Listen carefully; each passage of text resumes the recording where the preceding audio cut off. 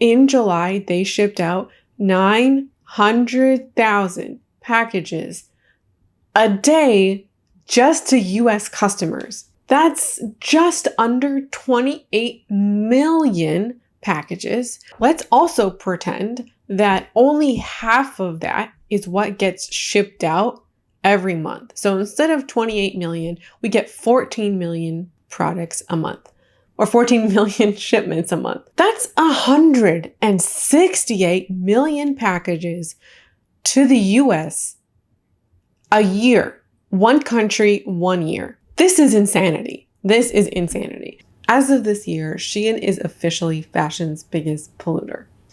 Are we surprised? Shein released their accountability report in August, and sustainable fashion news outlets have reported on it, like Business of Fashion and Grist. Today, we are going to talk about this report, and we're going to talk about its major outcomes and just how much of a colossal problem Shein is. About a month ago, I made a video on Shein where I talked about Shein hauls, and then I also talked about some of the major issues with Shein, like their impact on the environment. And this was kind of more general ideas. And today we have an official report to ground ourselves in, data provided by the company that we are going to talk about. So if you like this topic, I encourage you to go watch that video. And there's a little bit of, fun with the TikTok hauls. But you're also going to get different information in this video if you have already seen it. So let's dive into it. And I'm going to be sharing you screenshots from the report, as well as some of the accounts and articles on it that have reported on it in the past week or so. One of the biggest revelations, if not the biggest revelation of the report, is their growth of carbon emissions. Business of Fashion has an infographic that visualizes the changes over the past few years. So I'm going to put that on the screen as we talk about it. So within 1 year, between 2022 and 2023, Shein's carbon emissions nearly doubled. So in 2022, their emissions were 9.2 million tons, and in 2023, 16.7 million tons. And then from 2021, so basically 2 years, nearly a tripling. It's staggering how much their carbon emissions have grown year over year. And Business of Fashion have also compared their carbon emissions to other large carbon emitters, other big problems in the fashion space. And they are now fashion's biggest polluter. Previously, it was Inditex, which was, it's the company in which Zara is under, as well as many others. And this brand owns a bunch of companies like Pull & Bear and Massimo Dutti, a few others as well. So they are now number 2, Nike number 3, H&M number 4, and then LVMH. And all of their brands are number 5. Shein has more carbon emissions than H&M and LVMH combined. I'm also going to show you some screenshots from the report to show you in Shein's own words this is in fact true. And according to Grist, Shein produces more carbon emissions than 4 coal-powered plants emit in a year. I'm also going to put a chart on the screen again from the report that shows you a breakdown of where their emissions are coming from. And the bulk of the emissions are coming from production. And Business of Fashion has also visualize this or turn this into a visual that is helpful as well. And so Shein has stated that their goal is to reduce their emissions by 25% by 2030. And my first question was 25% based on what, but they did answer it, and 25% based on their 2023 emissions. So because their emissions grew, basically doubled between 2022 and 2023. If we take the 25% number from 2023, that is still more emissions than what they produced in 2022, which was still a problem. And they plan to do this by 2030, which is 7 years from now. Well, 6, it's not 2023, 6 years from now. They also plan to cut things by 50% by 2050, which in my opinion is just, it's too late. It's too slow. This is a company that's putting profits over people, profits over the environment. They could do it faster. They're just choosing not to because it's going to take more time, time and money for them to do it. And for people to be like, oh, it's a business. What do you expect? I just don't like that language. I don't like coddling businesses to be like, well, they're in the business of making money. What do you expect? Hi, Editing Shauna here. I wanted to jump in for a quick second because I wanted to explain more about my position on this philosophy of like, what do you expect? It's a company or it's a corporation. I think that this kind of mindset just breeds apathy and just I feel like conditions us or just helps us think in an apathetic way and just kind of, give up our hands or throw up our hands kind of thing. That's number one. But number two, it's a bit like participating in our own demise, if you will. Like we are in a climate crisis and these companies are a huge factor as to why globally we are in the position that we're in. Maybe it's not Shein is not the world's number one polluter. The biggest polluting industry is oil and gas. But this mindset doesn't just stop and start with Shein. What do you expect from oil and gas that they're putting profits over people?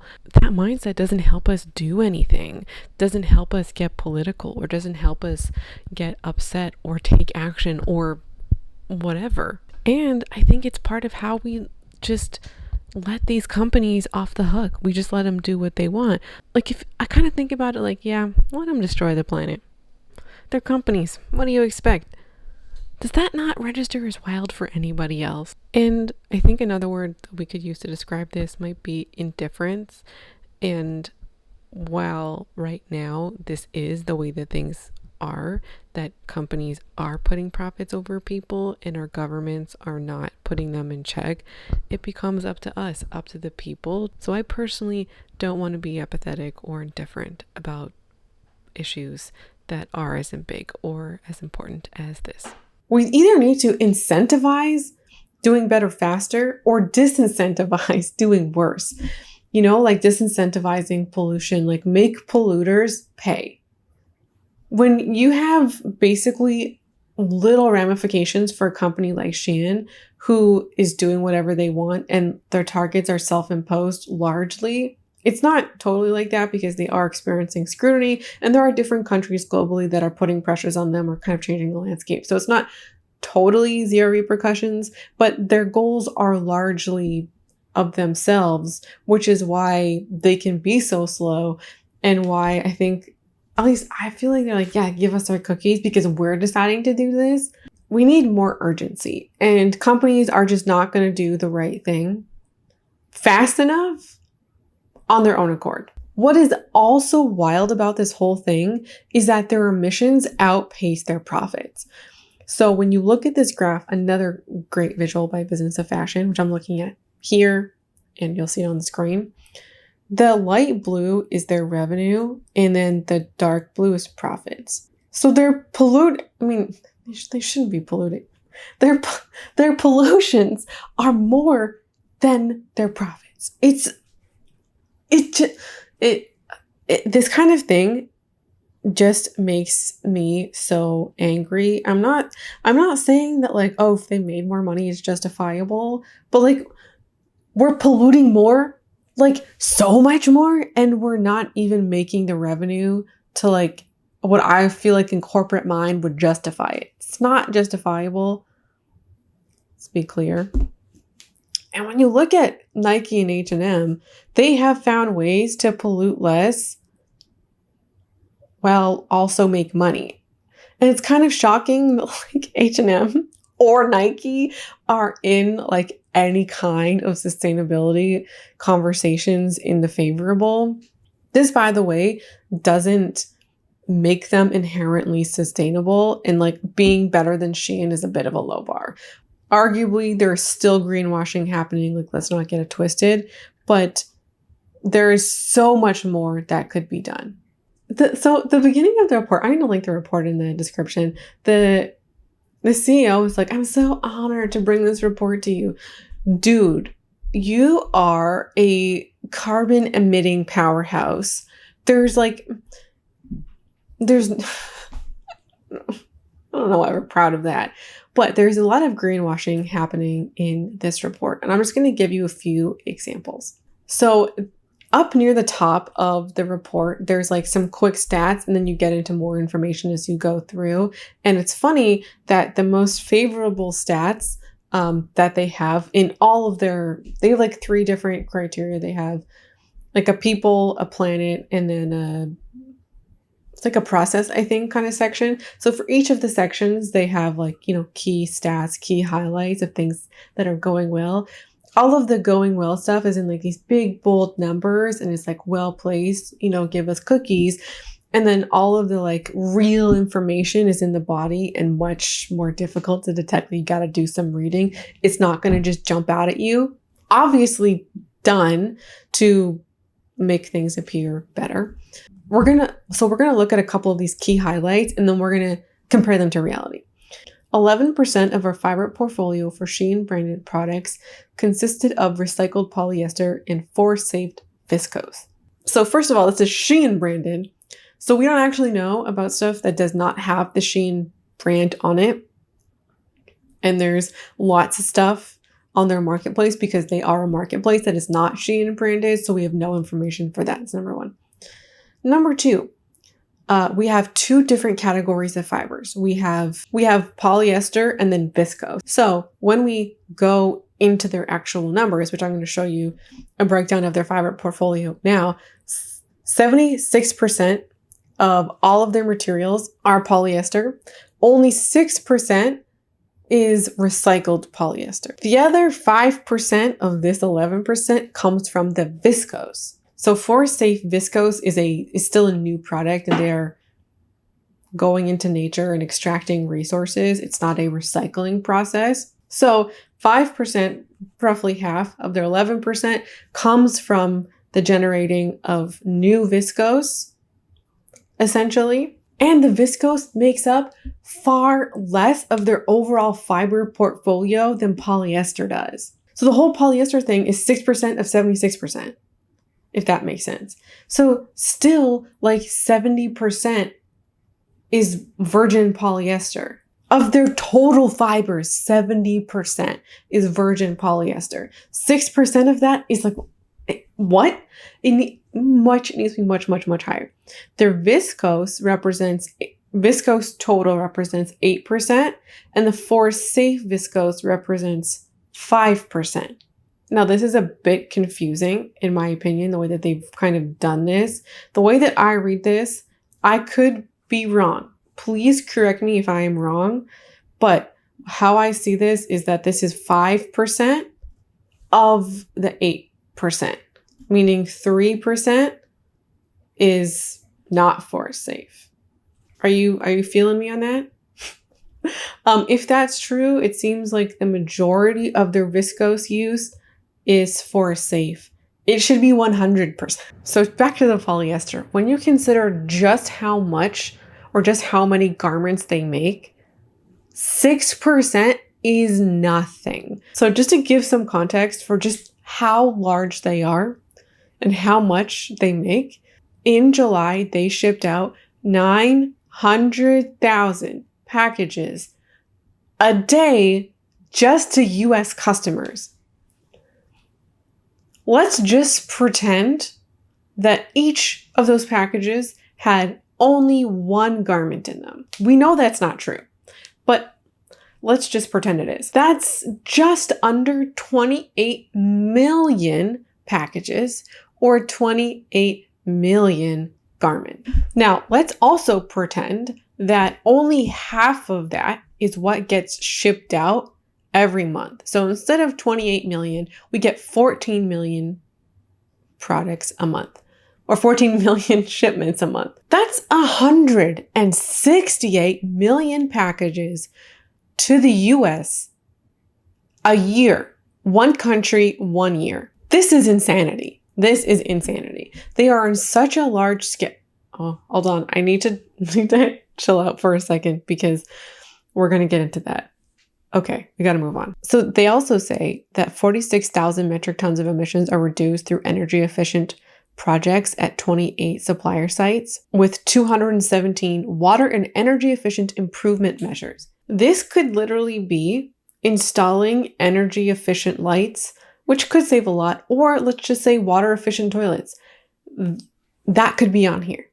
Great, but like in the grand scheme of things, not really the problem. We don't know with this level of disclosure. Also, 46,000 is nothing when we have nearly 17 million tons of emissions. 46,000 is less than 0.5%. We also have 438,000 metric tons of emissions potentially saved through localization strategy and green logistics projects. Potentially saved does not mean saved. It's like me saying I could potentially save $438,000 over the next 3 years. What?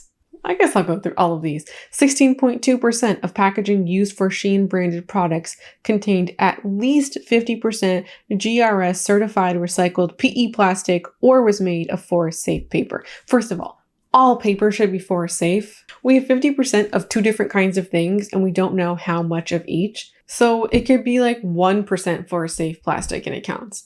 You know, it's data designed to make them look like they're doing more and they're doing better than they actually are. Editing Shauna here. I was taking another look at this packaging stat and it's even shittier than I first thought. So I was focused on the 50%, but it's 50% of 16.2%.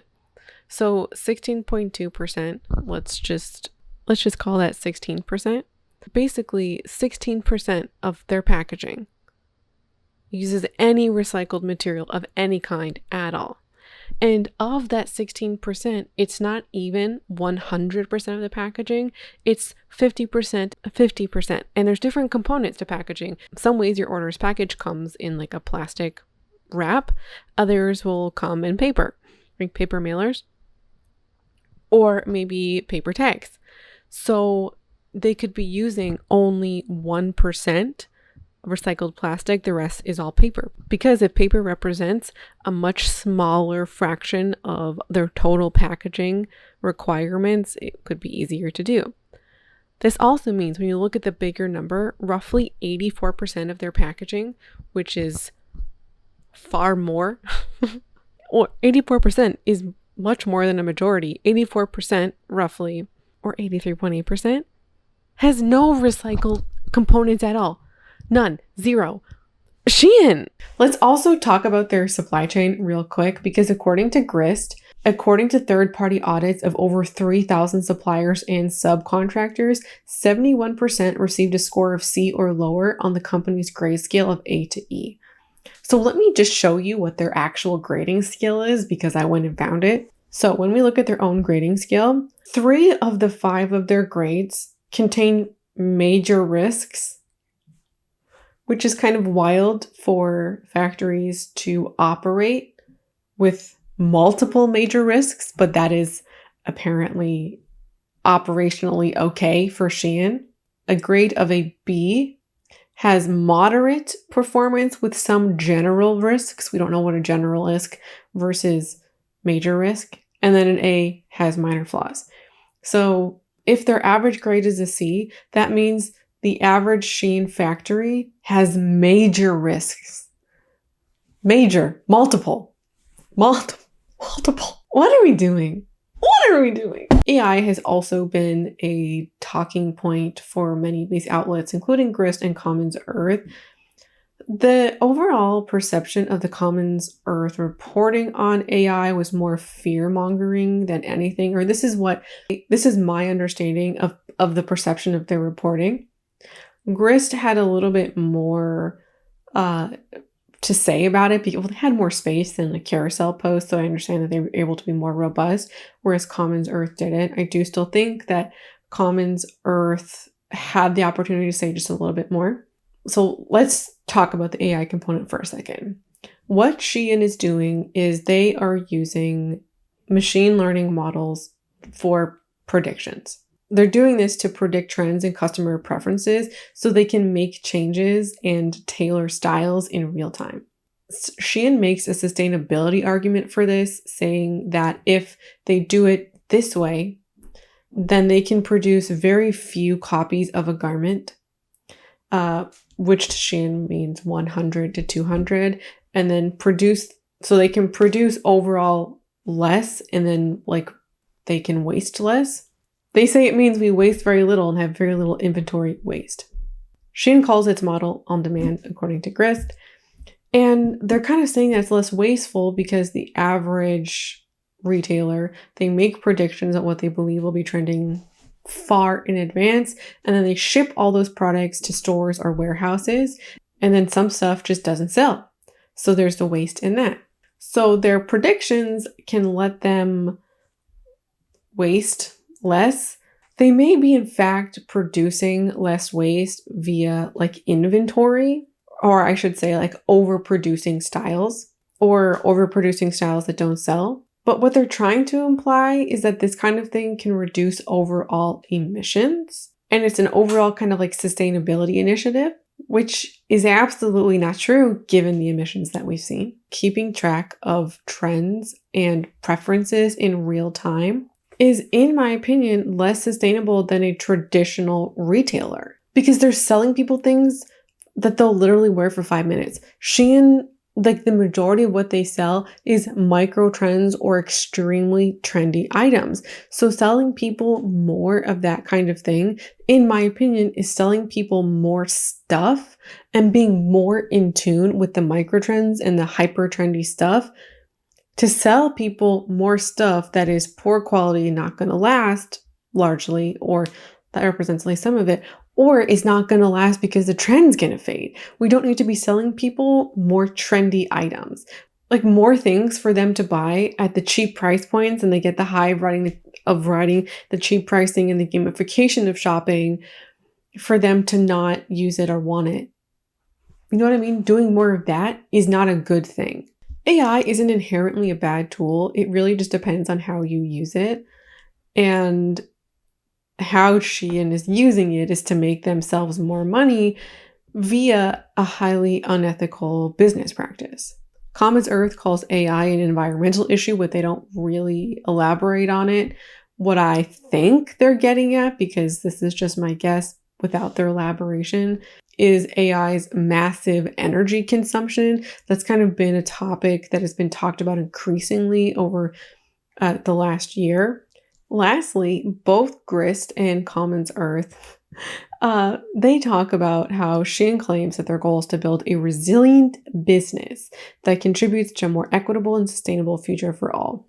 This is a direct quote. I wholeheartedly agree with Commons Earth, their take that Shein's business model is antithetical to this goal. About 10,000 new items are added to their website daily, with the company selling approximately 600,000 items on their website at any given time. And the average cost of an item on their website is $10. You cannot do this sustainably. There is basically no way in which this can be done sustainably. You cannot be a business that is primarily selling people trends and micro trends at that at mega cheap prices, in which also a mega trend can be listed on a website within 10 days.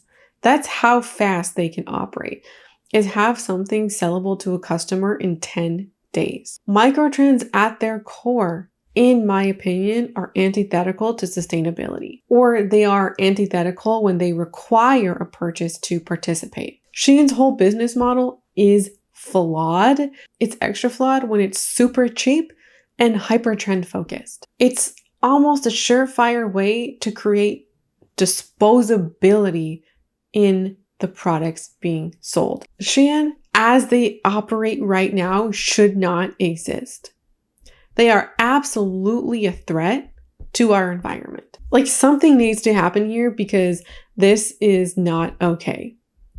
Basically, doubling your carbon emissions within 1 year is not okay. The amount of resource extraction for their freaking polyester items that are worn for 5 minutes and thrown away, not okay. It's just not okay. And I'm glad that more and more news outlets are picking up these stories. I kind of shifted my content this week so I could talk about it and just kind of keep fast fashion and sustainability in the tops of our minds, most especially as we kind of transition, whether at least in the Northern Hemisphere. And, as fall sets in and people get excited for fall fashion, I think it's important to keep these conversations ongoing, not let them stop. So that's the video for me today. I hope you enjoyed hearing my thoughts on this report. Again, it's going to be linked in the comments, and I'll link the Grist article as well. Thank you. Thank you so much for watching, and I hope to see you again around here soon.